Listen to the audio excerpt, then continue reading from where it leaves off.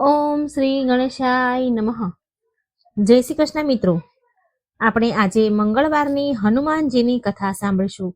સર્વ સંકટ હરનારા દેવ, અષ્ટસિદ્ધિ નવ નિધિ પ્રદાન કરનારા દેવ, સંકટ મોચન હનુમાનજીની કથા મિત્રો પૂરા ધ્યાનથી તમે સાંભળજો. જય બજરંગબલી, પવન પુત્ર હનુમાનની જય. મંગળવારની આ પાવન કથા સાંભળવા માત્રથી જીવનના તમામ પાપ આપમેળે દૂર થઈ જશે. દર્શક મિત્રો, આજે તમે જે કથા સાંભળવા જઈ રહ્યા છો તે માત્ર એક પૌરાણિક કથા જ નથી, પરંતુ જીવનના દુઃખોને દૂર કરનારી એક દિવ્ય ઔષધિ છે. આ કથા એ મંગળમય શક્તિ છે જે દરેક એ મનુષ્યના જીવનને અંજવાળું આપે છે, જેના દિલમાં શ્રદ્ધાનો દીવો બળે છે. કહેવાય છે કે મંગળવારનો દિવસ માત્ર હનુમાનજી કે મંગળ ગ્રહનો નથી હોતો. આ દિવસ સંકલ્પ, સાહસ અને કર્મના સંગમનું પ્રતીક છે. આ દિવસે જે વ્યક્તિ સાચા મનથી ઈશ્વરનું સ્મરણ કરે છે, જે કોઈ ભૂખ્યાને અન્ન આપે છે, જે કોઈ દુઃખીને સાંત્વના આપે છે, તેના જીવનમાંથી દુર્ભાગ્ય આપોઆપ દૂર થઈ જાય છે. આ દિવસ એવા લોકો માટે વરદાન છે જેના જીવનમાં અડચણો, મુશ્કેલીઓ છે, જેના પ્રયાસો સફળ નથી થઈ રહ્યા, જેના ઘરમાં કંકાસ, કલેશ કે મનમાં બેચેની છે. કારણ કે મંગળવાર માત્ર એક દિવસ નથી, એક વાર નથી. આ એક ઉર્જાવાન શક્તિ છે જે તમારા ભાગ્યને નવો આકાર આપે છે. જ્યારે ભક્ત ભક્તિના ભાવથી મંગળદેવની કથા સાંભળે છે ત્યારે તેના પાપ, રોગ, ઋણ અને કલેશ સ્વયં નાશ પામે છે. ગરુડ પુરાણમાં કહેવામાં આવ્યું છે કે જ્યારે વ્યક્તિ શ્રદ્ધાથી કથા સાંભળે છે તો તેના પાછલા જન્મના પણ દોષ મટી જાય છે. અને મંગળવારની કથા તો એટલી શુભ મનાય છે કે માત્ર સાંભળવાથી જીવનમાં તમામ દુઃખ દૂર થાય છે, દુઃખ હરી લે છે. કોઈ કર્મ ભલે ગમે તેટલું મુશ્કેલ કેમ ન હોય, મંગળદેવની કૃપાથી તે પરિપૂર્ણ થઈ જાય છે.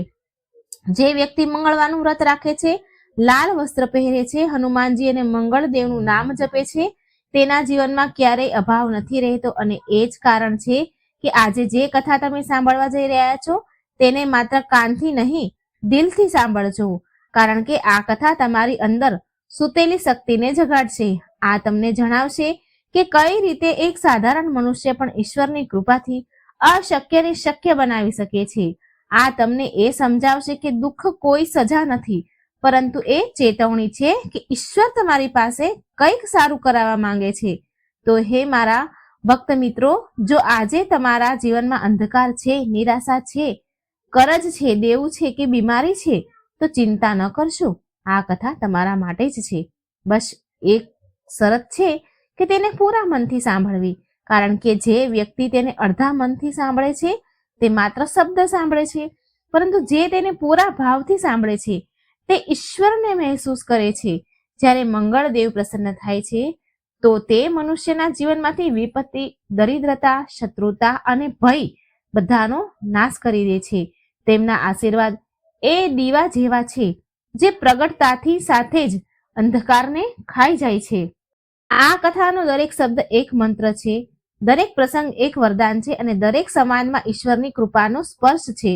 તેથી મારા ભક્ત મિત્રો, જ્યાં પણ તમે હો, ભલે ઘરમાં, મંદિરમાં કે મોબાઈલની સ્ક્રીન સામે, બસ આ કથાને શ્રદ્ધાથી સાંભળો. કારણ કે જે વ્યક્તિ મંગળવારની આ દિવ્ય કથાને ધ્યાન લગાવીને સાંભળે છે તેના જીવનમાં મંગળદેવનો વાસ થાય છે. તેના ઘરમાં ધન, સુખ, શાંતિ અને સમૃદ્ધિ આપમેળે ચાલીને આવે છે. તો હવે મનને સ્થિર કરો, તમારા શ્વાસને શાંત કરો અને આ કથાની પવિત્ર ધારામાં ડૂબી જાઓ. કારણ કે આ કથા માત્ર સાંભળવા માટે નથી, પરંતુ જીવવા માટે છે. આ કથા તમારી અંદરના વિશ્વાસને જગાડવા માટે છે. અને જ્યારે આ કથા તેની ચરમસીમા પર પહોંચે ત્યારે તમે મહેસૂસ કરશો, અનુભવ કરશો કે તમારી અંદરનું દુઃખ, તમારા જીવનનો બોજ બધું જાણે કોઈએ ધીરે ધીરે લઈ લીધું. હવે આગળ જે કથા તમે સાંભળશો તે મંગળદેવની કૃપાથી ભરેલી એક અદ્ભુત, ચમત્કારિક અને પ્રેરણાદાયક કથા છે જે દરેક મનુષ્યએ શીખવી જોઈએ. દરેક મનુષ્યને શીખવે છે કે જો મનમાં ભક્તિ છે તો કોઈ પણ દુઃખ કાયમી નથી હોતું. કારણ કે મંગળનો અર્થ જ છે કલ્યાણ પરંતુ દર્શક મિત્રો, આગળ વધતા પહેલા તમને એક અત્યંત ગંભીર વાત જણાવી દઉં, જેને આપણા પ્રાચીન ધર્મગ્રંથ ગરુડ પુરાણ અને હનુમાન ચાલીસા બંનેમાં એક ભાવથી કહેવામાં આવ્યું છે કે જે કોઈ પણ કથા જો તેને શ્રદ્ધાથી સાંભળવામાં આવે તે માત્ર જ્ઞાન નથી આપતી પરંતુ પાપોને પણ ભસ્મ કરી દે છે, પરંતુ જો તેને વચ્ચેથી છોડી દેવામાં આવે તો તે માત્ર અધૂરી નથી રહેતી, તે અશુભ ફળ આપે છે. કારણ કે અધૂરી કથા મનમાં ભ્રમ, શંકા અને અધૂરું સત્ય છોડી જાય છે, અને તે જ અધૂરું સત્ય ઘણીવાર મનુષ્યને તેના ધર્મ પંથથી ભટકાવી દે છે. તેથી તમને નમ્ર નિવેદન છે કે આજની આ કથાને અંત સુધી અવશ્ય સાંભળજો, કારણ કે આ માત્ર એક કથા નથી, આ પવનપુત્ર હનુમાનજીની કૃપાનું પ્રત્યક્ષ પ્રમાણ છે. આ કથા એ ભક્તિભાવની છે જે દુઃખોને રાખ કરી દે છે, જે ભયને ભગાડી દે છે અને જે જીવનમાં સાહસ, ભક્તિ અને મંગળનો સંચાર કરે છે. કહેવાયું છે કે ભૂત પિચાચ નિકટ નહીં આવે, મહાવીર જબ નામ સુનાવે. અને એ પણ કહેવાયું છે કે સબ સુખ લહે તુમ્હારી શરણા, તુમ રક્ષક કાહુ કો ડરના. અર્થાત જ્યારે હનુમાનજીની કથા, તેમનું નામ, તેમનું સ્મરણ કરવામાં આવે છે તો ન માત્ર ખરાબ સમય દૂર ભાગે છે, પરંતુ જે વ્યક્તિ નિરાશ છે તેની અંદરની ઓલવાયેલી જ્યોત ફરીથી પ્રજ્વલિત થઈ ઉઠે છે. તેથી દર્શક મિત્રો, ભક્ત મિત્રો, આ કથાને વચ્ચેથી છોડવી એ માત્ર કથાને અધૂરી છોડવી નથી, પરંતુ પોતાના જ રક્ષા કવચને અધૂરું છોડી દેવું છે. કારણ કે આ કથા એ દિવ્ય ઉર્જાનું સ્વરૂપ છે જે હનુમાનજીના નામમાં સમાયેલી છે. જે વ્યક્તિ તેને શ્રદ્ધા અને ભક્તિથી સાંભળશે તેને મંગળદેવના આશીર્વાદ, બજરંગ બલીનું બળ અને પ્રભુ શ્રીરામની કૃપા એક સાથે પ્રાપ્ત થશે. અને જો તમે સાચા સનાતની છો તો આ માત્ર તમારું કર્તવ્ય નથી પરંતુ ધર્મ પણ છે. આવા પવિત્ર સંદેશોને પોતાના સુધી સીમિત ન રાખો. જેમ હનુમાનજીએ રામ કથાનો પ્રચાર કર્યો તેમ તમે પણ આ કથાને વધુ લોકો સુધી પહોંચાડો. તેથી આ વિડીયોને લાઈક કરો, તમારા મિત્રો પરિવારમાં સાથે શેર કરો અને આ ચેનલને સબસ્ક્રાઇબ જરૂર કરી દેજો, ભૂલતા નહીં, જેથી પ્રભુ શ્રી રામ અને હનુમાનજીની આવી દિવ્ય કથાઓ, આવા મંગળકારી સંદેશ તમને નિરંતર મળતા રહે. તો આવો શ્રદ્ધા, વિશ્વાસ, પૂરા મનથી, પ્રસન્ન ચિત્ત મનથી, ભક્તિની સાથે પોતાના મનમાં જય શ્રી રામનો જય જયકાર કરીએ અને મંગળમય કથાની શરૂઆત કરીએ. કારણ કે જે કથા હનુમાનજીના નામથી આરંભ થાય છે ત્યાંથી દરેક દુઃખ, ભય, પીડા, રોગ, શોક, બાધા આપમેળે ટળી જાય છે. ઘણા સમય પહેલાની વાત છે. એક નગરમાં મનસુખ નામનો એક વૈદ્ય રહે. મનસુખના લગ્નને પૂરા 15 વર્ષ થઈ ગયા, પણ તેમના ઘરમાં હજી સુધી કોઈ સંતાન ન આવ્યું. મનસુખ વૈદપણું કરવા માટે આસપાસના ગામમાં જતો હતો અને વૈદપણું કરવાથી જે પણ તેને મળે તેમાં જ એ બંનેનું ભરણ પોષણ થતું હતું. બસ આવી જ રીતે દિવસો ખુશહાલીથી વીતી રહ્યા હતા. એક સમયની વાત છે. મનસુખ વૈદે પોતાના ઘરે પાછો ફરી રહ્યો હતો. રસ્તામાં એક વિશાળ જંગલ આવતું હતું. મનસુખને રોજ તે જંગલ પાર કરવું પડતું હતું. મનસુખ હજી અડધું જંગલ જ પાર કરી શક્યો કે ત્યારે જ તેના કાને કોઈના બોલવાનો અવાજ આવ્યો. અરે મુસાફરી, થોડું ઝાડ નીચે બેસી જા, થોડો આરામ કરી લે, થોડા આ ઝાડના ફળ ખાઈ લે, પછી તારી મુસાફરી શરૂ કરજે. મનસુખ આ સાંભળીને ચારેય તરફ જોવા લાગ્યો, પણ મનસુખને ત્યાં કોઈ નજર ન આવ્યું. પછી મનસુખે જે ઝાડની નીચે ઊભો હતો તેની ઉપર નજર ઉઠાવી તો જુએ છે કે ઝાડની ડાળી પર એક લીલો પોપટ બેઠો છે, જેની લાલ રંગની ચાંચ હતી. તે જ મનસુખ સાથે વાત કરી રહ્યો હતો. આટલા મીઠા અને સ્પષ્ટ અવાજમાં એક પોપટને બોલતા સાંભળીને મનસુખને ખૂબ જ આશ્ચર્ય થયું. મનસુખે આ રીતે માણસની ભાષામાં સ્પષ્ટ બોલનારા પોપટને પહેલી વાર જોયો હતો. મનસુખ એ પોપટ સાથે વાતો કરવા લાગ્યો. મનસુખ એ પોપટને પૂછે છે કે તારું નામ શું છે? પોપટ બોલ્યો, મારું નામ લાલમન છે. તું આ વિશાળ જંગલમાં શું કરી રહ્યો છે? મનસુખે ફરી બીજો પ્રશ્ન પોપટને કર્યો. એટલે આ સાંભળી પોપટ ઉદાસ થયો અને બોલ્યો, અરે ભાઈ, હું કોઈ એવો જેવો તેવો પોપટ નથી. હું ઇન્દ્રલોકથી આવ્યો છું. હું અવારનવાર ધરતી પર ફરવા માટે આવું છું. એક દિવસ આ જ ઝાડની નીચે એક સાધુને બેઠેલા જોઈ મેં તેને ખૂબ પરેશાન કર્યા, જેના કારણે સાધુએ મને શ્રાપ આપી દીધો કે હું આ જ ધરતી પર ભટકતો રહીશ. તેથી જ્યારથી હું આ ઝાડ પર બેઠો છું મારી ભૂલનો પસ્તાવો કરી રહ્યો છું. વેદ જ્યારે આ સાંભળે છે તો તેને એ પોપટ પર ખૂબ જ દયા આવી. તેણે લાલમન પોપટને કહ્યું, સારું લાલમન, શું તું મારી સાથે ચાલીશ? હું તને મારી સાથે મારા ઘરે રાખીશ. લાલમને કહ્યું. લાલમન કહે, પોપટ તૈયાર થઈ ગયો. ત્યારબાદ વેદ મનસુખ પોતાની સાથે પોપટને ઘરે લાવ્યો અને એક પાંજરામાં લાવીને તેને રાખ્યો. તે પોપટ ખૂબ જ સારી રીતે મનસુખ પોપટનું ખૂબ જ સારી રીતે ધ્યાન રાખતો હતો. ન જાણે કેટલાય પ્રકારના ફળ અને મેવા તેને ખવડાવતો. એક વારની વાત છે, મનસુખ વેદ થાક્યો પાક્યો જ્યારે પોતાના વેદપણું કરીને ઘરે પાછો ફરતો હતો તો મનસુખ પોપટને કહે છે, હું થાક્યો પાક્યો આવું છું. તું મને કોઈ વાર્તા સંભળાવ્યા કર, કોઈ કિસ્સા સંભળાવ્યા કર, કોઈ ભેદની વાત જણાવ્યા કર. લાલમન પોપટ બોલ્યો, ઠીક છે મારા માલિક, કાલથી હું તમને ભેદની વાતો જણાવ્યા કરીશ. તમારી સાથે બેસીને વાતો કરીશ. અત્યારે તમે સૂઈ જાઓ, થાકેલા આવ્યા છો. બીજા દિવસે મનસુખ વેદ ઉઠીને પોતાની પત્નીને બોલ્યો, અરે ભાગ્યવાન, આજે તો ખીર અને માલપુઆ ખાવાનું મન થયું છે. તું ખીર અને માલપુઆ બનાવ. હું વેદપણું કરીને હમણાં પાછો આવું છું.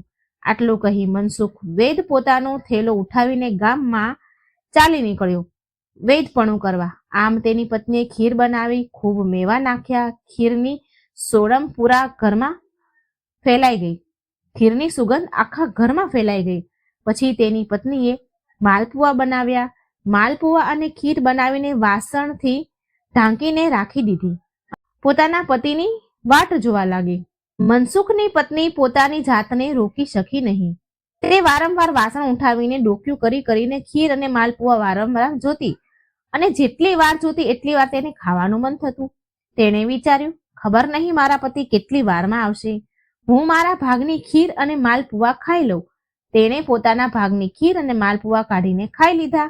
પણ તેને ખીર એટલી સ્વાદિષ્ટ લાગી કે તે પોતાના પર નિયંત્રણ ન રાખી શકી. થોડી વાર પછી તે બધી ખીર અને માલપુઆ ખાઈ ગઈ. થોડી વાર પછી મનસુખ પણ ઘરે આવી ગયો. તેણે ઘરમાં પગ મૂકતા જ કહ્યું, અરે ભાગ્યવાન, ખીરની તો ખૂબ જ સારી સુગંધ આવી રહી છે. લાવ લાવ, ફટાફટ લાવીને આપી દે માલપુઆ અને ખીર. તે પલાઠી વાળીને હાથ મોં ધોઈને બેસી ગયો મનસુખ. હવે તેની પત્ની તો હેરાન થઈ ગઈ, કારણ કે ખીર અને માલપુઆ તો એ પોતે ચટ કરી ગઈ હતી. હવે મનસુખને ક્યાંથી લાવીને આપે? તેણે પોતાના મનમાં એક યોજના બનાવી અને ઉદાસ મને મનસુખની પાસે જઈને બોલી, જુઓ, મને ભૂખ લાગી હતી, તેથી મેં મારા ભાગના માલપુઆ અને ખીર ખાઈ લીધા. તમારી ખીર અને માલપુઆ મેં ઢાંકીને રસોડામાં રાખી દીધા. પણ મુઈ બિલાડી આવી અને તેને બધી ખીર અને માલપુઆ ખાઈ લીધા. કહો હું શું કરું? મનસુખ બોલ્યો, ચાલો, એમાં તો કોઈનો કોઈ દોષ નથી. બિલાડી ખાઈ ગઈ તો ખાઈ ગઈ, પણ મને ખૂબ જોરથી ભૂખ લાગી રહી છે. તું મારા માટે કંઈક બીજું ખાવાનું બનાવી દે. પત્ની આ સાંભળીને રસોડામાં જમવાનું બનાવવા ચાલી. આમ મનસુખ પોપટની પાસે આવ્યો અને પોપટને પૂછ્યું અને કહે છે, આજનો દિવસ કેવો ગયો? પોપટ બોલ્યો, આજનો દિવસ ખૂબ મજામાં ગયો, પણ હું તને એક ભેદ જણાવવા માંગુ છું. તારી પત્ની તારાથી જૂઠું બોલી રહી છે કે ખીર અને માલપુઆ બિલાડી ખાઈ ગઈ. હકીકતમાં ખીર અને માલપુઆ તારી પત્ની જ ખાઈ ગઈ છે, એને જ બધું ખાધું છે. જુઓ તો કેવી સ્ત્રી છે, પોતાના પતિથી જૂઠું બોલે છે. પોપટ જોર જોરથી હસવા લાગ્યો. પોપટની વાત સાંભળીને મનસુખે પોતાની પત્નીને કંઈ ન કહ્યું. તે ચૂપચાપ બેઠો રહ્યો અને જે પણ પત્નીએ લાવીને બનાવીને આપ્યું તે ચૂપચાપ ખાઈ ગયો. પણ પત્નીએ પોપટની વાત સાંભળી લીધી હતી. હવે તો આ રોજની વાત થઈ ગઈ. પોપટ મનસુખની પત્નીની સામે પોલ ખોલતો રહેતો હતો. મનસુખની સામે જેટલો પ્રેમ મનસુખ પોપટને કરતો હતો તેની પત્ની હવે પોપટને એટલી જ નફરત કરવા લાગી હતી, કારણ કે રોજ બરોજ પોપટ તેની પોલ ખોલતો. પોપટ હવે તેને દીઠો ગમતો ન હતો. એક દિવસ મનસુખ અને મનસુખની પત્નીનો ખૂબ જોરથી ઝઘડો થયો. મનસુખની પત્નીએ મનસુખને કહ્યું, જુઓ જી, આ ઘરમાં હવે કાં તો પોપટ રહેશે અને કાં તો હું રહીશ. હવે તમે વિચારી લો કે તમારે કોને રાખવા છે. મનસુખ આ સાંભળીને ખૂબ જ પરેશાન થઈ ગયો. કારણ કે મનસુખ એ પોપટને ખૂબ જ પ્રેમ કરવા લાગ્યો હતો અને પોપટને ઘરમાંથી કાઢવાનું તે વિચારી પણ શકતો ન હતો. પણ મનસુખ પોતાની પત્નીને પણ ખૂબ પ્રેમ કરતો હતો, તેથી તેને પણ ઘરમાંથી બહાર કાઢવાનું વિચારી શકે એમ નહીં. પછી તેણે પોપટને ઘરમાંથી કાઢવાનો વિચાર કરી લીધો. એક દિવસ તે પોપટનું પાંજરું લઈને એ જંગલમાં પોપટને છોડવા માટે ચાલી નીકળ્યો. જે જંગલમાંથી તે પોપટને લાવ્યો હતો, જ્યારે તે પોપટને લઈને જઈ રહ્યો હતો તો પોપટ રડતા અવાજમાં મનસુખને બોલ્યો, વૈદજી, મને તમે કોઈને વેચી દેજો, મને આમ જ તમે જંગલમાં ન છોડો. જુઓ, હું તમારો ખૂબ નફો કરાવીશ. મનસુખ વૈદને લાલમન પોપટની વાત સાચી લાગી. વૈદ પોપટનું પાંજરું પોતાની ઘોડી પર મૂકીને ચાલ્યો જતો હતો. ચાલતા ચાલતા રાત થઈ ગઈ હતી. તે એક નદીના કિનારે રોકાયો અને એક છાયાદાર વૃક્ષ જોઈને તે ત્યાં જ રોકાયો, કારણ કે તેને ઘણો થાક લાગ્યો હતો, ખૂબ થાક્યો હતો. તેણે વિચાર્યું કે રાત્રે જંગલમાં મુસાફરી કરવી યોગ્ય રહેશે નહીં. આગળ વિશાળ જંગલ છે, તેથી નદીના કિનારે આ જ ઝાડ નીચે રાત વિતાવી લઉં. સવારમાં ઉઠીને નગરમાં જઈને કોઈ અમીર માણસને આ પોપટ આપી દઈશ. મનસુખ વૈદ ઘોડીને ઝાડ પાસે બાંધી પાંજરું પાસે રાખ્યું અને ઝાડને ટેકો દઈને સૂઈ ગયો. થોડી વાર પછી પોપટ બોલ્યો, વૈદજી, તમે પોતાની ઘોડીને ખુલ્લી છોડી દો. તે જંગલનું લીલું ઘાસ ખાઈ લેશે, નદીમાંથી પાણી પી લેશે અને મારું પણ પાંજરું ખોલી દો. હું ઝાડ પર બેસીને થોડા રસદાર ફળ ખાઈ લઈશ અને રાત્રે જ્યારે તમે સૂઈ જશો તો તમારી રખેવાળી પણ કરતો રહીશ. આ સાંભળી વૈદ બોલ્યા, ના, મારી ઘોડી ભાગી જશે તો અને તું ઉડી જઈશ તો? લાલમન પોપટ બોલ્યો, અરે વૈદજી, મારા પર વિશ્વાસ કરો, હું ઉડીને ક્યાં જઈશ? હું અહીં જ ઝાડ પર બેસીશ. હું અહીં જ ઝાડ પર બેસીને રાત્રે તમારી અને તમારી ઘોડીની રખેવાળી કરીશ. વૈદ ઘોડી અને પોપટ બંનેને આઝાદ કરી દે છે. ઘોડી પાસે જ ઘાસ ચરવા લાગી અને પોપટ ઉડીને ઝાડ પર બેસી ગયો. રસદાર ફળ ખાધા પછી તે ઝાડ પર બેસીને પહેરો ભરવા લાગ્યો. આમ વૈદની આંખ લાગી ગઈ. અડધી રાત વીતી ગઈ. લાલમન પોપટ ઝાડ પર બેઠો ઘોડી અને વૈદની રખેવાળી કરી રહ્યો હતો. ત્યારે જ તેણે જોયું કે નદીમાંથી નીકળીને એક સફેદ રંગનો ઘોડો વૈદની ઘોડી પાસે આવ્યો. તેણે ફૂસ ઘોડીના કાનમાં કંઈ કહ્યું. ઘોડીની સાથે ઝાડીઓની પાછળ ચાલી ગયા બંને, ઘોડો અને ઘોડી. અને લાલમન પોપટે જોયું કે બંનેમાં પ્રેમ પ્રસંગ ચાલી રહ્યો છે. તેણે એકવાર તો વિચાર કર્યો કે વૈદને જગાડી દઉં, પણ કંઈક વિચારીને તેણે વૈદને જગાડ્યો નહીં. થોડી વાર પછી જ ઘોડી એ ઝાડીમાંથી નીકળી અને આવીને પોતાના સ્થાન પર ઊભી રહી ગઈ અને પેલો ઘોડો ફરીથી પાણીની અંદર જઈને આંખોથી ઓझલ થઈ ગયો. સવાર થઈ. વૈદની આંખ ખોલી, પણ પોપટે રાતની ઘટના જણાવી નહીં. મનસુખ વૈદને જણાવી નહીં. પોપટને લઈને પોતાની ઘોડી પર બેસીને વૈદ એક નગરમાં પહોંચ્યો. ત્યાં જઈને તેણે 4 રસ્તા પર પાંજરું લટકાવી દીધું અને જોરથી બૂમો પાડવા લાગ્યો, બોલનારો અનોખો પોપટ ખરીદી લ્યો. આની કિંમત જો કોઈ આપી શકે તો આને લઈ જાઓ. આ વાત ત્યાંથી પસાર થતા નગર કોટવાલના કાને પડી. તે વૈદની પાસે આવ્યો અને બોલ્યો, એ ભાઈ મુસાફરી, આવો પોપટ અમારા નગરના રાજા ખરીદવા માંગે છે. તેમને ઘણા દિવસોથી અભિલાષા છે કે માણસની ભાષામાં બોલનારો પોપટ ખરીદવામાં આવે. તું મારી સાથે રાજમહેલમાં ચાલ, હું હમણાં ત્યાં જઈ રહ્યો છું. આ સાંભળી વૈદ પોતાના પોપટનું પાંજરું અને પોતાની ઘોડીને લઈ રાજ દરબારમાં પહોંચી ગયા. રાજાએ જ્યારે એ બોલનારા અદ્ભુત પક્ષીને જોયું તો વૈદને પૂછ્યું કે શું કિંમત લગાવવાની છે? તમે આની શું કિંમત લગાવી છે? એ પહેલા કે વૈદ કંઈ બોલે, પોપટ સ્વયં જ બોલી ઉઠ્યો, મારી કિંમત છે 10,000 સોનાની સુવર્ણ મુદ્રા. રાજાએ જ્યારે પોપટના મોઢે આ સાંભળ્યું તો એ ખૂબ જ ખુશ થયો. તેને ઘણા દિવસોથી આવો જ પોપટ જોઈતો હતો. આવા જ પોપટની તલાશ હતી. રાજાએ વિના કોઈ સવાલ કરે વૈદને 10,000 સોનાની સુવર્ણ મુદ્રાઓ આપી દીધી. પછી પોપટે ધીરેથી રાજાના કાનમાં કહ્યું, મહારાજ, આની પાસે એક ઘોડી છે, એ ઘોડીને પણ ખરીદી લ્યો. તે ગર્ભવતી છે અને અદ્ભુત વછેરાની જન્મ આપશે. પોપટની વાત સાંભળીને રાજાને આશ્ચર્ય પણ થઈ ગયું. તેણે વિના વિચારે ઘોડીને પણ કિંમત લગાવીને વૈદ પાસેથી ઘોડી પણ ખરીદી લીધી. વૈદ તો ખૂબ જ ખુશ થયો. હવે તેના ગરીબીના દિવસ સમાપ્ત થઈ ગયા હતા. તેની પત્ની પણ ખુશ થઈ જશે. હવે તો વૈદ પોપટ પાસેથી વિદાય લીધી અને પોતાના ઘર તરફ ચાલી નીકળ્યો. આમ રાજા પોપટને ખૂબ જ પ્રેમ કરે છે. તેને પોતાના મહેલમાં પોતાના કક્ષમાં જ રાખતો હતો. રાજાને જ્યારે પણ સમય મળે તે પોપટ સાથે કલાકો સુધી વાત કરતો હતો. રાજાની 4 રાણીઓ હતી અને ચારે એકથી વધીને એક સુંદર હતી. એક વારની વાત છે, રાજાને કોઈ બીજા રાજ્યમાં કંઈક કામ પડ્યું. રાજા પોતાના ઘોડા પર સવાર થઈને નગર માટે ચાલી નીકળ્યા. જતા પહેલા તેણે પોતાની 4 રાણીઓને કહ્યું, સાંભળો રાણીઓ, તમારે આ પોપટનું વિશેષ ધ્યાન રાખવાનું છે. જુઓ, આને કોઈ ચીજની તકલીફ ન પડવી જોઈએ. 4 રાણીઓ પોપટવાળા કક્ષમાં આવીને બેસી ગઈ અને પોપટ સાથે વાતો કરવા લાગી. હવે લાલ મન પોપટ પણ તેમનું ખૂબ જ મનોરંજન કરતો હતો. ત્યારે જ એક રાણીએ પોપટને પૂછ્યું, એ પોપટ, અમને એ જણાવ, અમારા ચારેયમાંથી સૌથી સુંદર કોણ છે? પોપટે પણ મોટી માસુમિયતથી જવાબ આપ્યો, ભલા એ કોણ છે? પોપટે નાની રાણી તરફ ઇશારો કર્યો, જ્યારે કે એ રાણીને રાજા સૌથી વધુ પ્રેમ કરતા હતા. લાલમન પોપટની વાત સાંભળીને 3 રાણીઓ તો ખિલખિલાટ હસવા લાગી, પણ નાની રાણીના દિલ પર તો જાણે ઘા થઈ ગયો.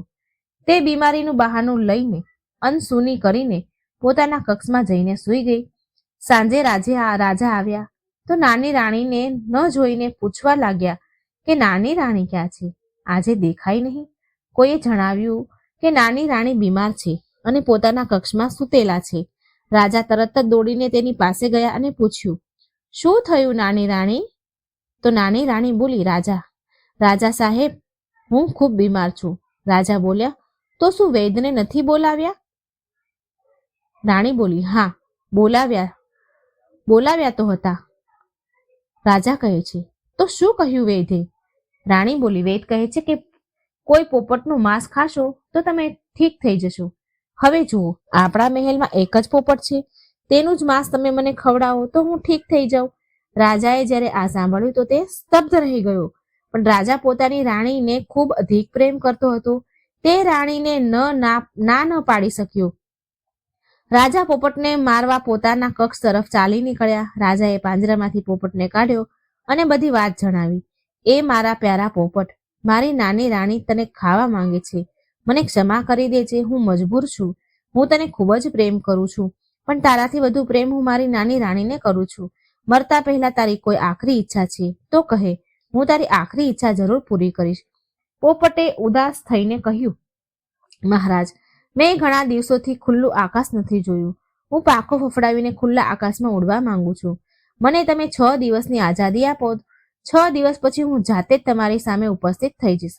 પછી તમે મારું માંસ કાપીને રાણીને ખવડાવી દેજો. રાજાએ પોપટની વાત માની લીધી અને પોપટનું પાંજરું ખોલીને તેને ખુલ્લા આકાશમાં ઉડાડી દીધો. પોપટ ઉડતો ઉડતો ખૂબ જ દૂર નીકળી આવ્યો. તેણે જોયું કે 12,000 પોપટ એક દિશામાં એક સાથે ઉડતા ચાલ્યા જઈ રહ્યા છે. પોપટ પણ તેમની સાથે ઉડવા લાગ્યો. ઉડતા ઉડતા પોપટોએ પેલા લાલમન પોપટને જણાવ્યું કે તે એક એવા નગરમાં જઈ રહ્યા છે જેની રાજકુમારી અત્યંત સુંદર છે અને તે પોપટોની દાવત કરે છે.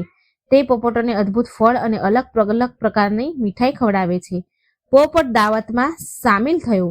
તેણે એવા ફળ અને મીઠાઈઓ આજ સુધી ક્યારેય ન ખાધી હતી. દાવત ખાધા પછી બધા પોપટ ત્યાંથી પાછા જવા લાગ્યા, પણ લાલમન પોપટ ત્યાં જ રોકાઈ ગયો.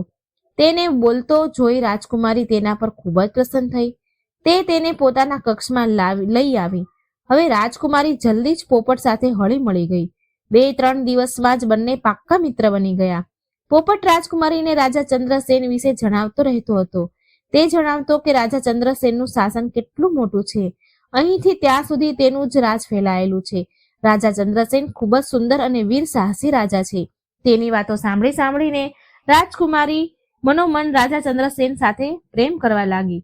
તે પોપટની વાતોથી એ રાજાને પ્રેમ કરવા લાગી જેને તેને ક્યારે જોયો જ ન હતો. એક દિવસ પોપટે રાજકુમારીને કહ્યું, રાજકુમારીજી, મારો જવાનો સમય આવી ગયો છે. હું રાજા ચંદ્રસેન પાસે જઈ રહ્યો છું, પણ હું તને એક વાત કહેતો જઈશ કે તું રાજા ચંદ્રસેન સાથે લગ્ન કરી લે. તારી જોડી તેની સાથે ખૂબ જ જામશે. આટલું કહી પોપટ ત્યાંથી વિદાય લઈ રાજા ચંદ્રસેન પાસે પાછો આવી ગયો. પોપટે રાજા ચંદ્રસેનને કહ્યું, મહારાજ, નાની રાણીના કહેવા પર મને મારી નાખવાની જે તમે પ્રતિજ્ઞા લીધી છે તે તમે તોડી નાખો. જો તમે મને જીવન દાન આપો છો તો હું એક એવી રાજકુમારી સાથે તમારા લગ્ન કરાવી દઈશ જેના બરાબર સુંદર કોઈ બીજી રાણી નહીં હોય, જેની બરાબર સુંદર કોઈ બીજી ન થઈ શકે અને ન થશે. તમારી ચારે રાણીઓમાંથી કોઈ પણ તેની બરાબર સુંદર નથી. રાજકુમારી પ્રભા સુંદર જ નહીં, દયાની પણ મૂર્તિ છે. તમે તો પોતાની રાણીઓને જોઈ જ લીધી છે કે કેવી રીતે એક નાની અમથી વાત પર મને મારવાનો આદેશ આપી દીધો. પણ રાજકુમારી પ્રભા પક્ષીઓ પર પણ દયા કરે છે. તમને ખબર છે તે 12,000 પોપટની દર અઠવાડિયે દાવત કરે છે અને હું તેમની જ દાવતનો આનંદ લઈને આવી રહ્યો છું. મહારાજ, હું તો તમને એ જ કહીશ કે તમારી જોડી તો રાજકુમારી પ્રભા સાથે જ મળે છે. તમારા બંનેની જોડી જો બની ગઈ તો ખૂબ જ જામશે. હવે રાજાના મનમાં પણ પેલી અણદેખી રાજકુમારી માટે પ્રેમનો અંકુર ફૂટવા લાગ્યા. તેણે પોપટને કહ્યું, મિત્ર, હું તને મારવાનો હતો. આ વાત માટે મને ક્ષમા કર અને તું જલ્દીમાં જલ્દી મારા લગ્ન રાજકુમારી પ્રભા સાથે કરવાની વ્યવસ્થા કર. આ સાંભળી પોપટ રાજાને કહે છે, મહારાજ, જો તમે લગ્ન માટે તૈયાર છો તો આ સંદેશ હું રાજકુમારી પ્રભા સુધી પહોંચાડીને આવું. આટલું કહીને પોપટ ત્યાંથી ઉડી ગયો અને રાજકુમારી પ્રભા પાસે જઈને પહોંચ્યો. તેને રાજકુમારી પ્રભાને રાજાનો સંદેશ આપ્યો કે રાજા તમારી સાથે લગ્ન કરવા ઈચ્છે છે. રાજકુમારી તે જ દિવસે પોતાના પિતા પાસે ગઈ અને બોલી, પિતાજી, હું લગ્ન કરીશ તો રાજા ચંદ્રસેન સાથે જ કરીશ, અન્યથા આજીવન કુંવારી રહીશ. રાજાએ રાજા ચંદ્રસેન વિશે જાણકારીઓ ભેગી કરી. તેમને પણ રાજા ચંદ્રસેન ખૂબ જ સારા લાગ્યા. તેથી તેમણે ખુશી ખુશી રાજકુમારી પ્રભાને લગ્નની મંજૂરી આપી. પોપટે આના પર રાજાને સલાહ આપી કે હે મહારાજ, હું તો એ જ કહીશ જે સાધારણ રીતે ચૂપચાપ રાજકુમારી પ્રભા અને રાજા ચંદ્રસેનના લગ્ન કરાવી દો, કારણ કે આસપાસના નગરમાં મોટા વિરોધી છે. આ વાત રાજકુમારી પ્રભા અને તેના પિતાને ગમી ગઈ. તેમણે પોપટને કહ્યું, હે પોપટ, જા અને રાજા ચંદ્રસેનને અમારો સંદેશ આપજે કે આજથી 7 દિવસ બાદ પૂર્ણિમાના દિવસે તે એકલા મારી દીકરીને પરણવા આવી જાય. રાજાની વાત સાંભળીને પોપટ સંદેશવાહક બનીને રાજા ચંદ્રસેન પાસે આવ્યો અને રાજકુમારી પ્રભાના પિતાનો સંદેશ તેમને સંભળાવ્યો. આ સંદેશ પામી રાજા ચંદ્રસેન પોપટથી ખૂબ જ ખુશ થઈ ગયા. તેણે પોપટને ધન્યવાદ આપ્યા અને કહ્યું કે એ લાલ મન પોપટ, તે તો મારી મુશ્કેલીનો હલ જ કરી દીધો. તારો મારા પર મોટો ઉપકાર છે. 7 દિવસ બાદ હું રાજકુમારી પ્રભાને પરણવા જઈશ, જરૂર જઈશ. મારી ચારેય રાણીઓ તો કપટથી ભરેલી છે, જે એક નિર્દોષ પોપટને મારવા બેઠી હતી. પણ હવે મારા જીવનમાં એક નિર્મળ અને પ્રેમ કરનારી રાજકુમારી આવશે. તારો મારા પર મોટો ઉપકાર છે. આ રીતે 6 દિવસ વીતી ગયા. 7મો દિવસ પણ આવી ગયો. આજે પૂર્ણિમાનો દિવસ હતો અને રાજા ચંદ્રસેન સવારથી જ ઉત્સાહિત હતા. રાજા ચંદ્રસેને પોતાના કિંમતી આભૂષણ અને રાજશાહી વસ્ત્ર પહેર્યા અને પોપટની સાથે ચાલવા માટે તૈયાર થઈ ગયા. પોપટના કહેવા પર રાજા ચંદ્રસેને એ જ ઘોડો લીધો જે તેમણે મનસુખ વેદ પાસેથી ખરીદ્યો હતો.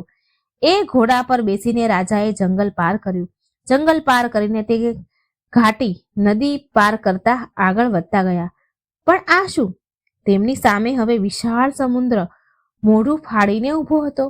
રાજા ચંદ્રસેન ચિંતિત થતા પોપટને કહે છે કે હે લાલવન પોપટ, આ વિશાળ સમુદ્રને આપણે એક દિવસમાં કેવી રીતે પાર કરીશું? રાજાની ચિંતા જોઈને લાલમન પોપટ બોલ્યો, મહારાજ, તમે ચિંતા ન કરો. આ જે તમારો ઘોડો છે તે કોઈ સામાન્ય ઘોડો નથી. તે સમુદ્રના ઘોડાથી ઉત્પન્ન થયેલો વછેરો છે. તેમાં અદ્ભુત શક્તિઓ છે. તે પાણી પર પણ દોડી શકે છે. આ સાંભળીને રાજાએ જેવી ઘોડાને એડ લગાવી, તે ઘોડો પાણી પર પણ હવા સાથે વાતો કરવા લાગ્યો.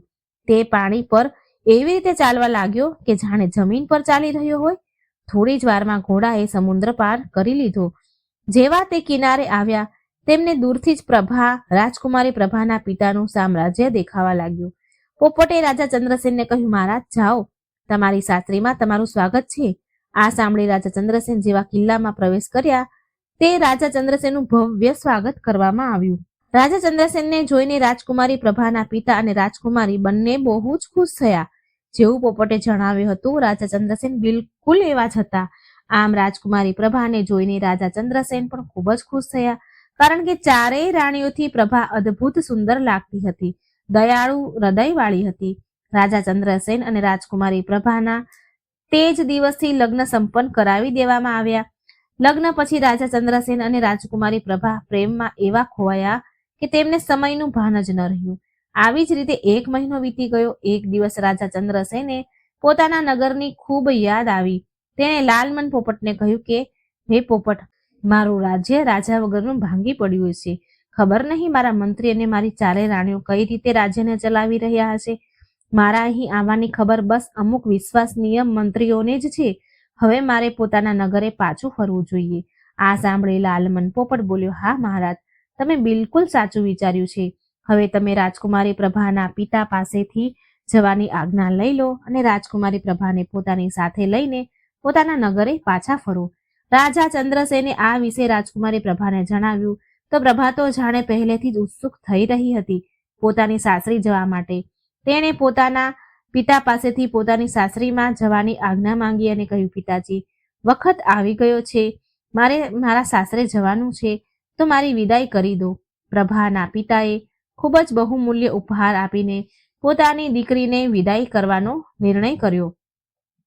હવે તે આટલો બધો સામાન લઈને ઘોડા પર તો ન જઈ શકે, એટલે રાજકુમારી પ્રભાના પિતાએ એક પાણીના જહાજનો પણ ઇંતજામ કરી દીધો. રાજકુમારી પ્રભા ખૂબ બધા ઉપહાર અને બહુમૂલ્ય રત્ન લઈને પોતાના પતિની સાથે જહાજમાં બેસીને પોતાના સાસરે જવા માટે રવાના થઈ. રાજા ચંદ્રસેને પોતાના કિંમતી ઘોડાને પણ એ જ જહાજમાં રાખ્યો હતો અને એ પોપટ આકાશમાં ઉડતો તેમને રસ્તો બતાવતો જતો હતો. બંને હસી ખુશી પોતાની મુસાફરી કરી રહ્યા હતા. પણ હવે તેઓ પાણીના જહાજમાં હતા, તો હવે તેમની મુસાફરી ખૂબ જ લાંબી નજર આવી રહી હતી. 6 દિવસ પાણીમાં જ ચાલતા ચાલતા વીતી ગયા. એક દિવસ રાજા ચંદ્રસેને એક ટાપુ દેખાયો તેને, તેથી તેમણે એ ટાપુ પર રાત વિતાવવાનો નિર્ણય લીધો. પોપટે તેમને લાખ સમજાવવાની કોશિશ કરી કે મહારાજ, અહીં રોકાવું ખતરાથી ખાલી નથી, પણ રાજા ચંદ્રસેને પોપટની એક ન સાંભળી. તેમણે પોપટને કહ્યું કે, હે પોપટ, 6 દિવસની મુસાફરી હું પાણીમાં જ કાપી રહ્યો છું, પણ આજની રાત અમે આ ટાપુ પર ડેરો નાખીશું. સવાર થતાં જ પોતાની મુસાફરી તરફ પાછા નીકળી જઈશું. લાલમન પોપટ બિચારો ચૂપચાપ રહી ગયો. રાજાએ ટાપુના કિનારે લંગર રાખીને જહાજ રોકી લીધું અને ટાપુ પર પોતાનું તંબુ તાણીને પોતાની પથારી લગાવી લીધી. 6 દિવસથી રાજાને પાણીમાં ઊંઘ નહોતી આવી, તેથી આજે આંખો ખૂબ જ ભારે થઈ રહી હતી. પથારી પર સૂતા જ રાજકુમારી પ્રભા અને રાજા ચંદ્રસેન ખૂબ ગાઢ ઊંઘમાં સૂઈ ગયા. બંને બેખબર સૂઈ રહ્યા હતા. પોપટ ત્યાં જ ઝાડ પર બેઠો પહેરો દઈ રહ્યો હતો. થોડી વાર પછી પોપટે જોયું કે એક વિશાળ જહાજ તેમના જહાજની પાસે આવીને રોકાયું છે. એ જહાજમાં સોદાગરનો કાફલો હતો. સોદાગર ખૂબ જ નિર્દય અને ક્રૂર હતા. તે જેવો ટાપુ પર પહોંચ્યા તેણે જોયું કે એક જહાજ ઊભું છે, તેથી તેણે લંગર નાખીને પોતાનું જહાજ રોકી લીધું. એ સોદાગરે જોયું કે જહાજમાં બહુમૂલ્ય હીરા રત્ન અને ન જાણે કેટલા કિંમતી સામાન પડ્યા છે. તે થોડો હજી આગળ વધ્યો તો એક ઝાડની નીચે તેને ખૂબ જ સુંદર ઘોડો બાંધેલો દેખાયો. તેને એ ઘોડાને પણ પોતાના જહાજ પર ચડાવી લીધો. પછી તેને રાજકુમારી પ્રભાને રાજા ચંદ્રસેનની બાજુમાં સૂતેલી જોઈ તો તેનું રૂપ જોઈને તે તેના પર મોહિત થઈ ગયો. રાજકુમારી પ્રભા ઊંઘમાં જાણે વિશ્વ સુંદરી લાગી રહી હતી. એ સોદાગરે રાજકુમારી પ્રભાને ખભા પર ઉઠાવી અને પોતાના જહાજમાં લઈ ગયો. તેને રાજા ચંદ્રસેનનું જહાજ પણ પોતાના જહાજમાં બાંધી લીધું હતું અને બધું જ લૂંટીને ત્યાંથી ચાલ્યા ગયા. પોપટ ત્યાં જ ઝાડ પર બેઠો હતો. આ બધું જોઈ રહ્યો હતો. ન તે બોલ્યો, ન તેણે બૂમો પાડી કે ન તેણે સોદાગરને રોકવાની કોશિશ કરી. સવાર થઈ જ્યારે રાજા ચંદ્રસેનની આંખ ખુલી, રાજાએ જોયું કે રાજકુમારી પ્રભા તેમની પાસે નથી. તે પોતાના તંબુમાંથી બહાર નીકળ્યા તો જોયું કે ત્યાં ઘોડો પણ ગાયબ થઈ ગયો છે અને ત્યાં જહાજ પણ દેખાઈ રહ્યું ન હતું. જહાજ પણ નહોતું. રાજા ઠગાયેલાની જેમ ચારે તરફ પોતાને ખાલી નજરોથી જોઈ રહ્યા હતા. ત્યારે જ પોપટે રાતની બધી ઘટના રાજાને જણાવી તો રાજાએ પોપટને કહ્યું, હે પોપટ, તે મને કેમ જગાડ્યો નહીં? આટલું કહી રાજા ચંદ્રસેન જોર જોરથી રડવા લાગ્યા. આ સાંભળી પોપટે રાજાને જણાવ્યું કે મહારાજ, જો હું તમને કદાચ જગાડી દઉં તો કદાચ તમારો જીવ પણ ચાલ્યો જાત, કારણ કે સોદાગરની સાથે ઘણા બધા હથિયાર હતા, સિપાહીઓ હતા. તે બધા સામે તમે એકલો મુકાબલા ન કરી શકત. તમે એકલા કેવી રીતે લડત? તેથી હું ચૂપચાપ બધું જોતો રહ્યો. પરંતુ મહારાજ, જ્યારે એ સોદાગર રાજકુમારી પ્રભાને પોતાના જહાજમાં લઈ જતા હતા, પોતાના નગર તરફ ગયા લઈને, તો હું તેની સાથે સાથે ઉડવા લાગ્યો અને મહારાજ, મેં તેના નગરની પણ ભાળ મેળવી લીધી છે. ક્યાં છે એ મેં જાણ કરી લીધી છે કે સોદાગર ક્યાં નગરમાં રહે છે. હવે તમે હિંમત કરીને ઊભા થાવ અને પોતાની રાણીને શોધવાનો નિર્ણય કરો. પોપટે રાજાને હૈયાધારણ આપી, હિંમત આપી. પોપટની હિંમત પામી રાજા ચંદ્રસેન ઊભા થયા, પોતાના આંસુ લૂછ્યા. પણ તેની સામે સમસ્યા એ હતી કે તે આ વિશાળ સમુદ્રને હવે કઈ રીતે પાર કરશે? ન તેમની પાસે એ ચમત્કારી ઘોડો હતો અને હવે તો પોતાનું જહાજ પણ નહોતું. આ સમસ્યા પણ પોપટે જ હલ કરી. પોપટે રાજા ચંદ્રસેનને કહ્યું, મહારાજ, પેલું જે તમે સૂકું ઝાડ જોઈ રહ્યા છો ને, પોતાની તલવારથી તેને કાપી નાખો અને તેની હોડીનું રૂપ આપી દો. રાજાએ એવું જ કર્યું. એ થડને કાપીને રાજાએ તેને હોડી જેવું બનાવ્યું અને પાણીમાં ઉતાર્યું. પછી એ જંગલમાંથી થોડા ફળ તોડ્યા અને હોડીમાં રાખી લીધા. ધીરે ધીરે હલેસા મારતા રાજા પોતાની રાણીને શોધવા માટે ચાલી નીકળ્યા. પોપટ પણ આકાશમાં ઉડતો રાજાને રસ્તો બતાવી રહ્યો હતો. એ નાની એવી હોડીથી મુસાફરી કરતા કરતા 15 દિવસ વીતી ગયા. 15 દિવસ પછી એ નગરમાં પહોંચ્યા, જે નગરમાં પેલો અત્યાચારી સોદાગર રહેતો હતો. તે એક બગીચામાં પહોંચ્યા. પોપટે રાજાને કહ્યું, મહારાજ, તમે આ જ બગીચામાં થોભો. હું રાજકુમારી પ્રભાની જાણ મેળવીને આવું છું. ક્યાં છે તે? રાજા દુઃખમાં વ્યાકુળ થઈને પોપટને કહે છે, મારા દોસ્ત, તે મારી ખૂબ જ મદદ કરી છે અને તારી વાત ન માનીને હું અત્યાર સુધી પસ્તાઈ રહ્યો છું. જો હું તારી વાત માની લેશ અને એ ટાપુ પર ન રોકાયો હોત તો આજે હું આ દશામાં ન હોત, તો આજે અમારે આ દિવસ ન જોવા પડત. હે દોસ્ત, તું જા અને રાણી પ્રભાની જાણ કરીને આવ કે ક્યાં છે. ખબર કરીને આવ કે આ અત્યાચારીએ કોઈ મારી રાણી પર જુલમ તો નથી કર્યા ને? જુલમ તો નથી કરી રહ્યો ને? મારી પ્રભા કેવી હશે, કઈ હાલતમાં હશે, બધું જાણીને આવ. પોપટ આ સાંભળીને ત્યાંથી ઉડી ગયો. તે ઉડતા ઉડતા પેલા સોદાગરના તબેલામાં પહોંચ્યો. તેણે જોયું કે ચમત્કારી ઘોડો ત્યાં જ બાંધેલો છે. તબેલાની પાસે જ એક નાનો એવો બગીચો હતો. લાલમન પોપટે એ બગીચામાં ગયો તો તેને ત્યાં પોતાના જેવા અસંખ્ય પોપટ મળ્યા. લાલમન પોપટે એક પોપટ સાથે ગાઢ મિત્રતા કરી લીધી અને તેની પાસેથી રાજકુમારી પ્રભાની જાણકારી ભેગી કરી. એ પોપટ લાલમનને જણાવે છે કે હા, એક ખૂબ જ ખૂબસૂરત, ખૂબ સુંદર સ્ત્રી આ બગીચામાં ફૂલ તોડવા આવે છે. ચહેરા પર ઉદાસી, પણ એક ચહેરા પર અલગ જ તેજ છે. હા, હોય ન હોય તે જ રાજકુમારી પ્રભા હોઈ શકે છે. તેણે પોપટને પૂછ્યું, ભાઈ, મને એ જણાવ કે એ સ્ત્રી ફૂલ તોડવા કયા સમયે આવે છે? તો બીજો પોપટ બોલ્યો, હમણાં થોડી જ વારમાં આવતી હશે. થોડી વાર પછી રાજકુમારી પ્રભા એ બગીચામાં ફૂલ તોડવા માટે આવી. જેવો લાલમન તેને જુએ છે કે તે તુરત જ ઓળખી ગયો કે આ જ રાજકુમારી પ્રભા છે. એ જાલિમ સોદાગરે રાજકુમારી પ્રભાને ખૂબ જ હેરાન કરી હતી. રાજકુમારી પ્રભાના કપડાં ફાટી ગયા હતા, ચિથરા જેવા થઈ ગયા હતા. ચિથરા જેવા કપડાં શરીર પર વીંટળાયેલા હતા. પોપટને આ જોઈ ખૂબ જ દુઃખ થયું કે જે રાજકુમારી રાજશાહી વસ્ત્ર પહેરીને મહેલમાં શાનો શોકતથી રહેતી હતી, આજે તેની આ દશા થઈ છે. લાલમન પોપટે એના ગાઢ મિત્ર બીજા પોપટને ધન્યવાદ આપ્યા અને ત્યાંથી ઉડી ગયો. તે રાજા પાસે પહોંચ્યો અને રાજાને બધી હાલ કહી સંભળાવ્યું રાજકુમારીનું. પછી રાજા એક ધર્મશાળામાં રોકાયા. ધર્મશાળાનો માલિક એક વૃદ્ધ માણસ હતો અને તેની સોદાગર સાથે સારું બનતું હતું. એ ધર્મશાળામાં રહેતા રાજા ચંદ્રસેને કેટલા ઘણા દિવસ વીતી ગયા. એક દિવસ તેણે એ ધર્મશાળા માલિકને કહ્યું, બાબા, હું મુસાફરી છું, મારી પાસે કોઈ કામ નથી. તમારી તો સોદાગર સાથે સારી બનતું હશે ને, સારા સંબંધ હશે ને? આ પીછો તો મને ત્યાં કોઈ કામ અપાવી શકો છો. ધર્મશાળાના માલિકને પણ રાજાની હાલત પર દયા આવી રહી હતી. એ સમયે રાજા રાજા તો ન હતો, તેણે વેશ બદલેલો હતો, એટલે કઈ ખબર પડતી ન હતી કે આ કોણ છે. માત્ર એક મુસાફર જેવા લાગી રહ્યા હતા રાજા. ધર્મશાળાના માલિકે રાજાને હૈયે ધારણા આપી અને કહ્યું, ઠીક છે દીકરા, હું કાલે જ આ સોદાગરને ત્યાં જઈશ અને નોકરીની તારી વાત કરીશ. બીજા દિવસે ધર્મશાળાનો માલિક સોદાગરની પાસે રાજા ચંદ્રસેનને લઈને ગયો અને તેની નોકરીની વાત કરી. સોદાગરે રાજા ચંદ્રસેનને ઓળખ્યો નહીં. તેણે તેને પોતાના તબેલામાં ઘોડાઓની દેખભાળની નોકરી આપી દીધી. હવે રાજા ચંદ્રસેન સોદાગરના તબેલામાં કામ કરવા લાગ્યા. ત્યાં કામ કરતા કરતા એક દિવસ તેને પેલો ચમત્કારી ઘોડો મળી ગયો. ઘોડો તેને જોતા જ હણહણવા લાગ્યો અને તેને રાજા ચંદ્રસેનને ઓળખી લીધો. ઘોડાએ પણ રાજા ચંદ્રસેને પણ એ ઘોડાને ઓળખી લીધો અને તેના માથા પર હાથ ફેરવવા લાગ્યા. ત્યાં જ તેણે જોયું કે રાત થતાં જ એક દુઃખી સ્ત્રી તબેલામાં આવી અને એક ખૂણામાં આવીને સૂઈ ગઈ. સવારમાં એ સ્ત્રી ઉઠી અને બાગ તરફ ચાલી ગઈ. રાજાએ તેને જોઈને ખૂબ જ હેરાન થઈ ગયા હતા.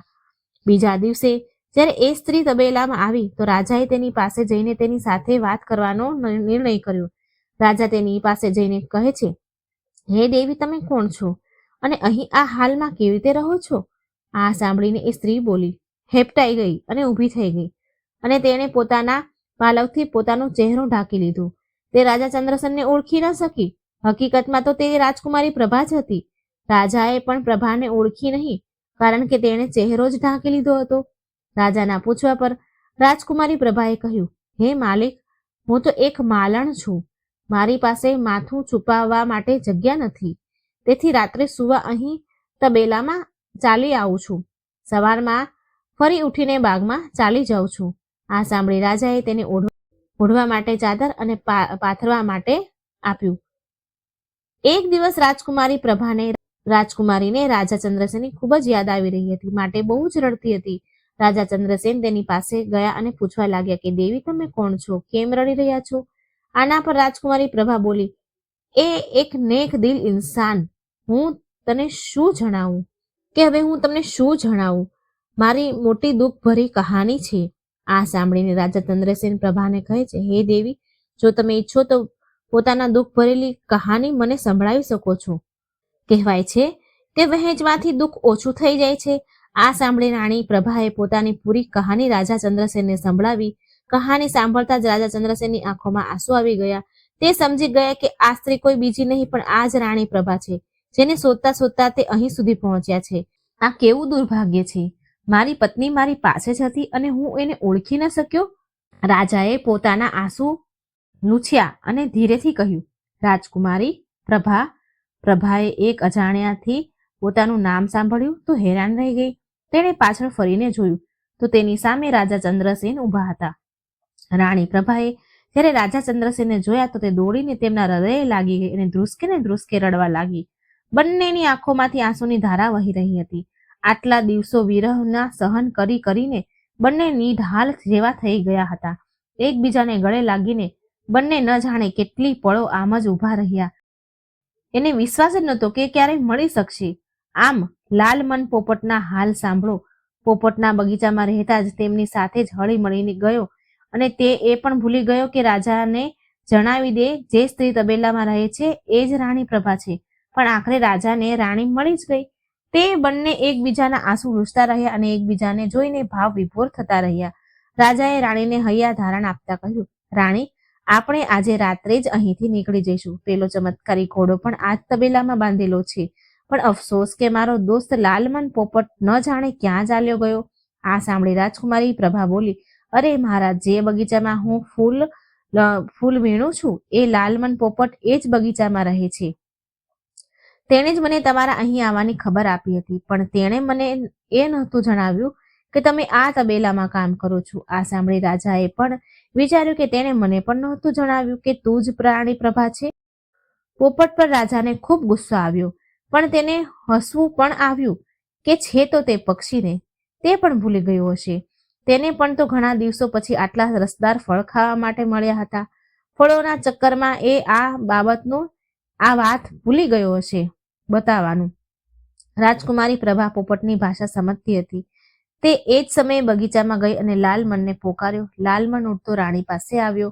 આ શું? રાજા ચંદ્રસેન અને રાણી પ્રભાને એક સાથે જોઈને પોપટ તો હેરાન રહી ગયો. તેણે રાજાને પૂછ્યું, મહારાજ, આખરે તમે રાણી પ્રભાને શોધી જ લીધી? રાજાએ લાલમનને કહ્યું, હા દોસ્ત, શોધી તો લીધી, પણ તું તો અમને ભૂલી જ ગયો. આ સાંભળતા જ લાલમન પોપટને પોતાની ભૂલનું સ્મરણ થયું. તેણે રાજા અને રાણીની માફી માંગી અને કહ્યું, રાજન, મને ક્ષમા કરો. હું તો એક પોપટીના ચક્કરમાં તમારા લોકોને ભૂલી જ ગયો હું. પોપટ શરમાતા બોલ્યો, હકીકતમાં રાજન, મને બગીચામાં એક પોપટી મળી ગઈ હતી. ખૂબ જ પ્યારી પોપટી છે. તેની સાથે મારું મન મળી ગયું. બસ તેના જ પ્રેમમાં હું આ બધું જ ભૂલી ગયો. રાજા બોલ્યા, કોઈ વાત નહીં મિત્ર, તે મારી મોટી મદદ કરી છે. હવે રાજકુમારી પ્રભા જ્યારે અમને મળી ગઈ છે તો અમારે આજે રાત્રે જ અહીંથી નીકળવું જોઈએ. પોપટ બોલ્યો, ઠીક છે મહારાજ, તમે પોતાની રાણીને લઈને પેલા ચમત્કારી ઘોડા પર બેસીને રાત્રે નીકળો. હું મારી પોપટીને લઈને આકાશમાં ઉડતો તમારી પાછળ પાછળ આવી જઈશ. રાતનું અંધારું થતાં જ રાજા ચંદ્રસેને એ ચમત્કારી ઘોડાને ખોલ્યો અને ચૂપકેથી ધીરેથી તબેલાની બહાર આવી ગયો. રાણી પ્રભાને ઘોડા પર બેસાડી અને ઘોડાને એડ લગાવી. એડ લગાવતા જ ઘોડો હવા સાથે વાતો કરવા લાગ્યો. તબેલાના સિપાહી તેમને પકડવા માટે દોડ્યા, પણ તેમના હાથ ક્યાંય આવવાના થોડી હતા. તે તો આંખોની પલક ઝપકતા જ ઓझल થઈ ગયા. લાલમન પોપટ પણ પોતાની પોપટી સાથે આકાશમાં ઉડતો રાજાની સાથે ગયો.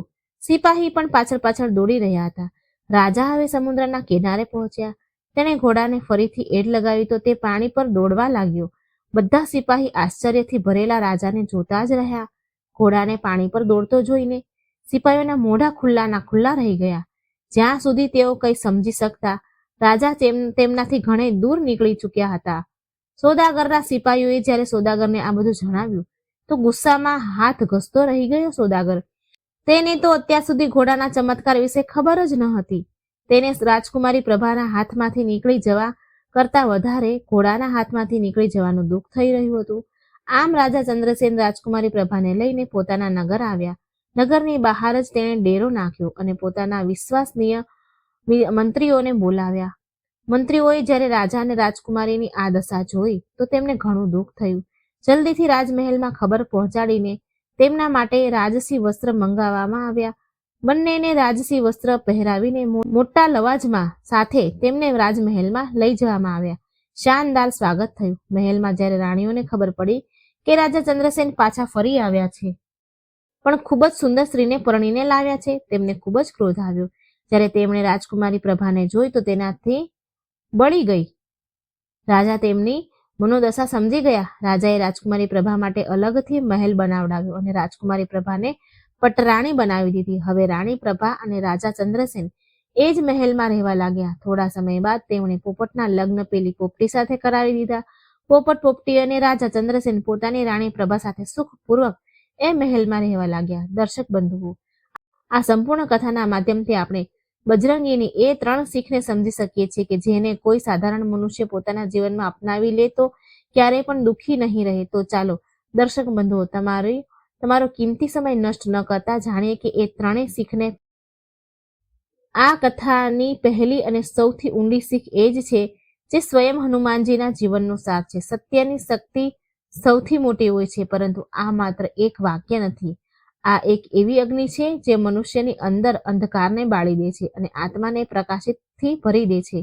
વિચારો જરા, જ્યારે લાલમન પોપટે પહેલીવાર પોતાના મધુર અવાજમાં કહ્યું કે માલિક, તારી પત્ની જૂઠું બોલી રહી છે. બિલાડીએ નહીં પણ તેણે પોતે જ ખીર ખાધી છે. બિલાડીએ નહીં પણ તેણે જ માલપુઆને ખીર ખાઈ લીધા છે. તો આ માત્ર એક પોપટની વાત નહોતી, આ એક આત્માનું સાહસ હતું જે સત્ય બોલવાની કિંમત જાણતું હતું, કારણ કે મૌન રહેવું અધર્મ હોય છે. લાલમન જાણતો હતો કે તેના શબ્દ આગ લગાવી દેશે, કે મનસુખ અને તેની પત્ની વચ્ચે અંતર વધી જશે, પણ તેણે તેમ છતાંય સત્ય કહ્યું, કારણ કે સત્ય એ જ દીવો છે જે શરૂઆતમાં ખૂંચે છે પણ અંતમાં મનને નિર્મળ કરી દે છે. આજ તો હનુમાનજીની પહેલી શિક્ષા છે. સત્યથી ન ડર, કારણ કે સત્ય જ તારી રક્ષા કરશે. લંકામાં જ્યારે તેઓ રાવણની સામે ઊભા થયા હતા તો આખી સભા મૌન હતી, પણ હનુમાનજી બોલ્યા, હું પ્રભુ શ્રી રામનો દૂત છું અને જે ધર્મના માર્ગ પર છે તેને કોઈનો ભય નથી હોતો. તેમણે સત્તાથી નહીં, સત્યથી શક્તિ લીધી હતી. ઠીક એમ જ લાલમને પણ કોઈના ડરથી નહીં પરંતુ પોતાની અંદરની સચ્ચાઈથી વાત કરી. તેણે વિચાર્યું નહીં કે તેનું શું પરિણામ આવશે. તેણે બસ એ જ કહ્યું જે સાચું હતું. અને દર્શક બંધુઓ, આજથી સૌથી મોટી વાત છે, સત્ય હંમેશા જીતે છે, પણ તેનો રસ્તો કાંટાઓથી ભરેલો હોય છે. જે વ્યક્તિ એ કાંટાઓ પર ચાલવાનું સાહસ રાખે છે તે અંતે ફૂલોની સુગંધ બનીને દુનિયામાં ફેલાય છે, વસે છે. મનસુખની પત્નીએ જ્યારે જૂઠું બોલ્યું તો થોડી પળોનું સુખ મળ્યું, પણ એ જ જૂઠ તેની શાંતિને ગળી ગયું. સત્ય બોલવાનું કઠણ હતું, પણ તે જ તેને ઈશ્વરની નજીક લાવી રહ્યું હતું, નજીક લાવી શકતું હતું. અને આ જ હાલ આજના મનુષ્યનો પણ છે. આપણે નાની નાની વાતોમાં જૂઠું બોલી દઈએ છીએ, ક્યારેક કોઈને ખુશ કરવા માટે, ક્યારેક પોતાના સ્વાર્થ માટે, પણ દરેક જૂઠ આપણા ભાગ્યમાં એક નવો બોજ જોડી દે છે. હનુમાનજીએ ક્યારેય છળ નથી કર્યું. તેમણે હંમેશા સ્પષ્ટ કહ્યું, ભલે સામે રાવણ જેવો બળવાન શત્રુ કેમ ન હોય. તેમણે રામનું નામ લીધું અને કહ્યું, સત્યનો માર્ગ કઠણ છે, પણ તે જ શક્તિ મુક્તિનો દ્વાર છે. તો હે મારા ભક્ત મિત્રો, જો તમે ઈચ્છો છો કે તમારું જીવન સ્થિર હોય, તમારા ઘરમાં શાંતિ હોય, તમારા કર્મોમાં ચમક હોય, તો સૌથી પહેલા પોતાના શબ્દમાં સત્ય લાવો. કારણ કે જ્યારે વાણી સાચી હોય છે તો કર્મ આપમેળે પવિત્ર થઈ જાય છે, અને જ્યારે કર્મ પવિત્ર હોય છે તો ઈશ્વરની કૃપા વગર બોલાવે ઉતરી જાય છે. યાદ રાખજો, જુઠ્ઠું બોલનારો ભલે આજે જીતી જાય છે, પણ સત્ય બોલનારો યુગો સુધી યાદ કરવામાં આવે છે. હનુમાનજી એટલે અમર છે કારણ કે તેમણે ક્યારેય સત્ય સાથે સમજૂતી નથી કરી. તેઓ દરેકના હૃદયમાં વસે છે. જે ઈમાનદાર છે, જે સત્ય માટે લડ્યા કરે છે, ડરતો નથી. તેથી પોતાની અંદર એ હનુમાન જાગૃત કરો. દરેક પરિસ્થિતિમાં સાચું બોલી શકે, જે પોતાના દિલના અવાજથી મોટો કોઈ ભય ન માને. કારણ કે જ્યારે સત્ય તમારી સાથે હોય છે તો આખી સૃષ્ટિ તમારા પક્ષમાં ઊભી હોય છે. સત્યથી ચાલનારો ક્યારેક એકલો નથી હોતો, કારણ કે તેની સાથે સ્વયં બજરંગબલી ચાલે છે.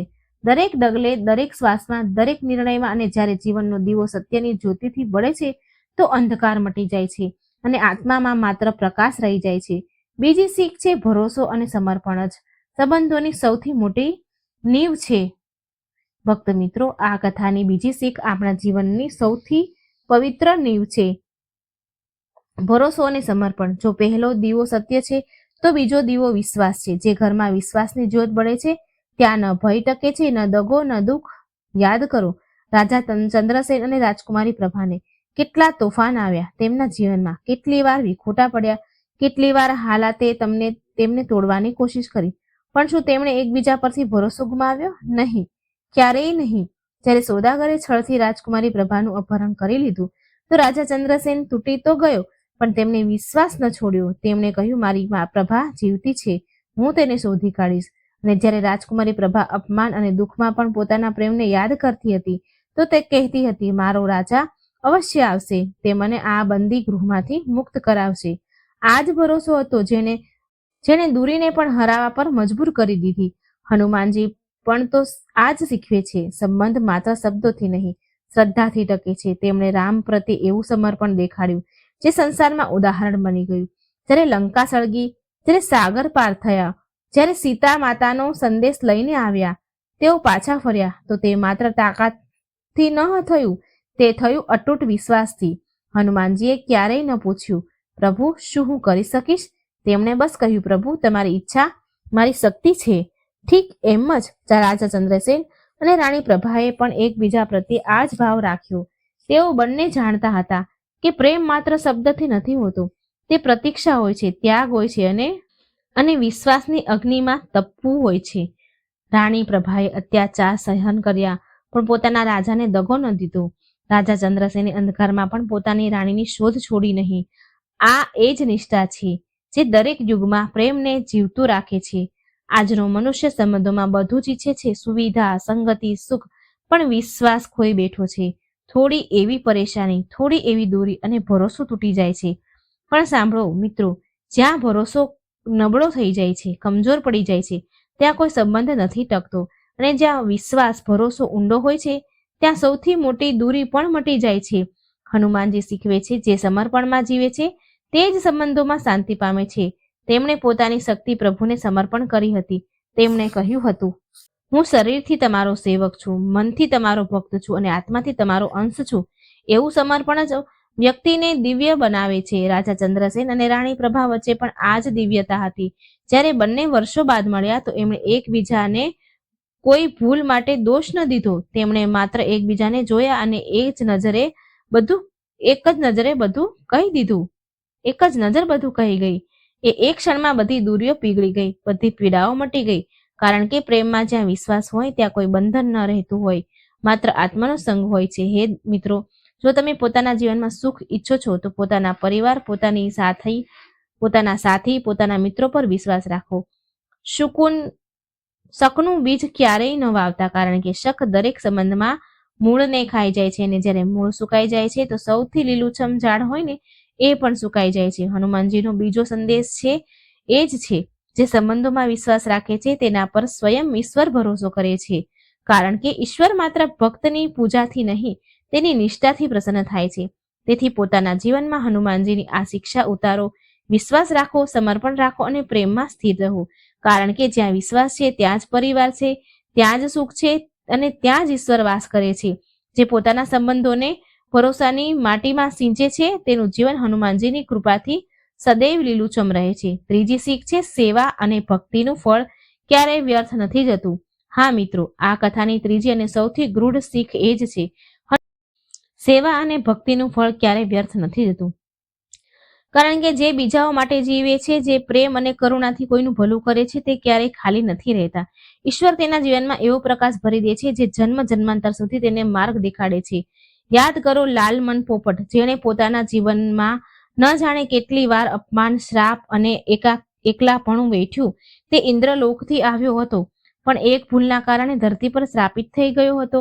તે ચાહે તો કટુ બની શકતો હતો, પોતાની પીડામાં કોઈનું અહિત કરી શકતો હતો, પણ તેણે એવું ન કર્યું. તેણે પોતાની ભૂલને પસ્તાવાનો અવસર બનાવ્યો અને બીજાઓની સેવાને પોતાનો ધર્મ બનાવી લીધો. જ્યારે મનસુખ વૈદ તેને ઝાડ પરથી લાવીને પોતાના ઘરમાં રાખ્યો તો લાલમને પણ એ ઘરને પોતાના સેવાથી ધન્ય કરી દીધું. ક્યારેક સલાહ આપીને, ક્યારેક રક્ષા કરીને, ક્યારેક માર્ગદર્શન આપીને.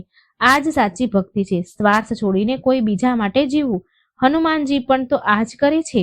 તેમણે ક્યારેય પોતાના માટે કંઈ નથી માંગ્યું. તેમણે ભક્તિ પણ માંગી તો શ્રી રામના નામની સેવા કરવા માટે. તેમણે ઉડવાની સામર્થ્ય પણ ત્યારે દેખાડી જ્યારે તે સીતા માતા માટે સંદેશ લઈને ગયા. તેમણે લંકા સળગાવી, પણ ક્રોધથી નહીં, ધર્મની રક્ષા માટે. લાલમન પણ ઠીક એવું જ કરે છે. તે જ્યારે રાજા ચંદ્રસેનનો મિત્ર બને છે તો તે તેના માટે ધન નહીં, યશ નથી ઈચ્છતો. તે ઈચ્છે છે કે રાજાનું જીવન સાચી દિશા પામે. તે ઈચ્છે છે તે વિખૂટા આત્માઓ રાજા અને રાજકુમારી ફરીથી મળે. વિખૂટી પડેલી આત્મા રાજા અને રાજકુમારી બંને ફરીથી મળી જાય. તે પોતાની સેવાથી પુલ બનાવે, જેથી પ્રેમ અને ધર્મ ફરીથી જોડાઈ શકે. આ જ સેવાનો અસલ અર્થ છે, બીજાઓના સુખમાં પોતાનો આનંદ શોધવું. પણ મિત્રો, આજે મનુષ્યએ સેવાના સોદા બદલી નાખ્યા છે. આજે તે મદદ કરે છે તો બદલામાં આશા રાખે છે. તે ધન્યવાદ સાંભળવા માંગે છે, પ્રશંસા ઈચ્છે છે.